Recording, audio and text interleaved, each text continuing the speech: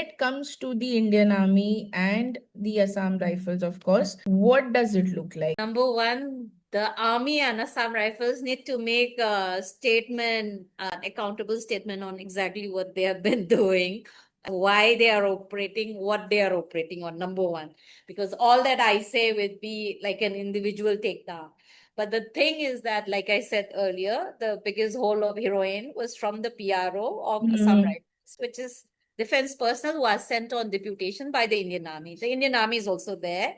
Assam Rifles is also there, BSF is there, CRPF is there. As many as 50,000 state central forces are there in Manipur at any point of time. And this increased once the violence started. And so much of militarization. In fact, one fact finding during a more peaceful time in Manipur said that for every civilian, for every 50 civilians, there is one defense personnel.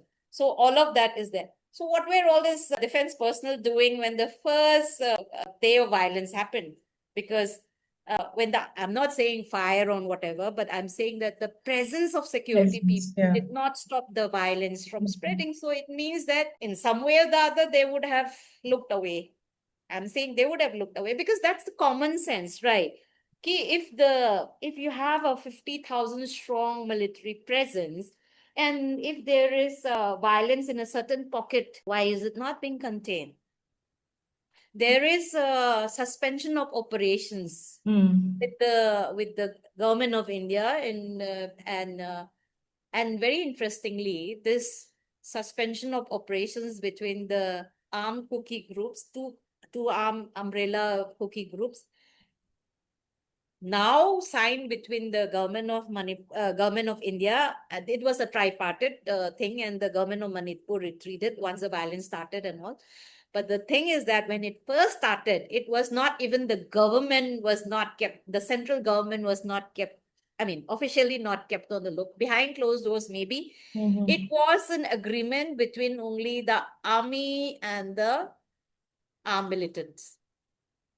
And then once it came out on the public domain, then the government of Manipur said, how can you do this when there is federal system of government, and when you have an elected government, how can you do this? And then the government of Manipur came into the picture, and instead of the army, it was the government of India which came into the picture.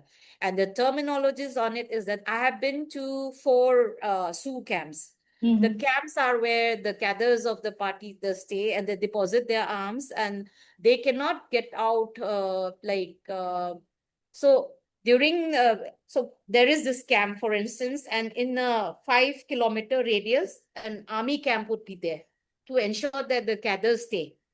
I've been to 4 such camps in different parts of Manipur on 12 different occasions. So whenever as a journalist you go, also you put it, there is a list. They put down the vehicle name, they note down your identification papers, they know who is going, who is coming out of those camps. So for the government to contain on violence through the army, it's very easy. That's what I'm saying. And the funny thing is, whenever I've gone, there is this room, okay, where the arms are kept. And I think there are 3 locks, one for the army, one for the one for the cadre of the one for the functionary of the armed group, and one for the state. But it's just like a toy house, because that is there. There's a huge cross mark, and there are this huge padlock, okay. But they are in a room, and thin roof will be there, and there is that wall flooring is there, or ye area, and then between the roof it is open. So you can climb on a ladder, go down, bring your arms and come out also. I've laughed my head off, when this was happening. I said, but even I can go down on a ladder and bring up the arms. Yeah.